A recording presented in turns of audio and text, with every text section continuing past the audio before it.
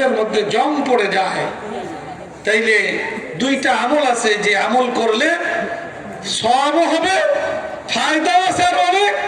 এছাড়া একটা গুরুত্বপূর্ণ ফায়দা হলো গুনাহের কারণে দিলের মধ্যে যে জং পড়ছে, ওই দুই আমলের দ্বারা আল্লাহ তাআলা দিলের জং আল্লাহ তাআলা দূর করে দিলকে আবার পবিত্র বানিয়ে দেন। তার মধ্যে এক নম্বর হলো মৃত্যুকে স্মরণ করা।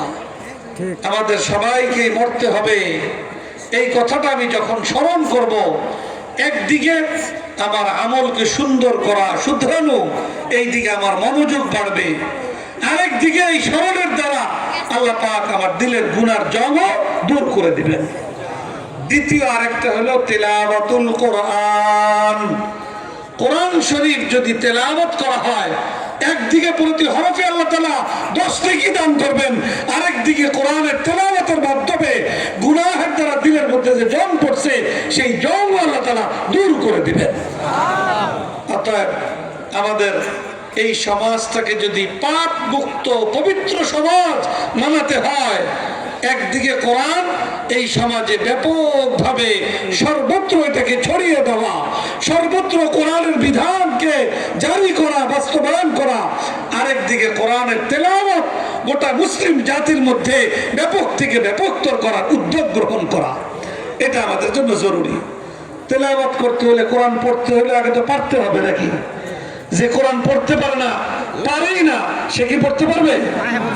এই সমাজে আমাদের অনেক নামধারী মুসলমান আছে যারা নিজেদেরকে মুসলমান বলে দাবি করে, কিন্তু আল্লাহর কালাম কোরআনটা পড়তেও পারে না। তাহলে সে কি আসলে মুসলমান হওয়ার যোগ্য? যোগ্যতা অর্জন করতে হলে এক নম্বর শর্ত হলো আল্লাহর কালাম কোরআনে পাকের সাথে আমার সম্পর্ক জুড়তে হবে, আর নাইলে আমি প্রকৃত মুসলমান হিসাবে আল্লাহর কাছে স্বীকৃতি পাওয়ার যোগ্য হব না। অতএব আজকের এই কোরআনী মাহফিল থেকে, এই জামিয়া আরবিয়া নূরে মদিনা, এই প্রতিষ্ঠানের এই ইসলামী মহাসম্মেলন থেকে আমরা অঙ্গীকারাবদ্ধ হই যে আমরা নিজেরা আগে কোরআনে পাক সহিশুদ্ধভাবে পড়ার যোগ্যতা অর্জন করব। নিয়মিত আল্লাহর কোরআন তেলাওয়াতের মাধ্যমে আল্লাহর রহমতের ভাগীদার হব। কোন ত্রুটি বিচ্যুতি হয়ে গেলে কোরআন তেলাওয়াতের মাধ্যমে আমার দিলকে পাক পবিত্র বানাবো।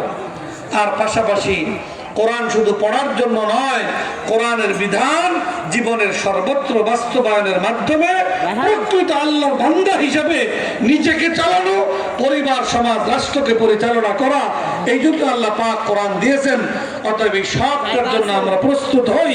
আল্লাহ তাআলা সুযোগ যতটুকু দিয়েছেন, সেই সুযোগকে কাজে লাগিয়ে কোরআনের এই যেই মর্ম, এটাকে আমরা এগিয়ে দেওয়ার জন্য সবাই ইনশাআল্লাহ অঙ্গীকারাবদ্ধ হই।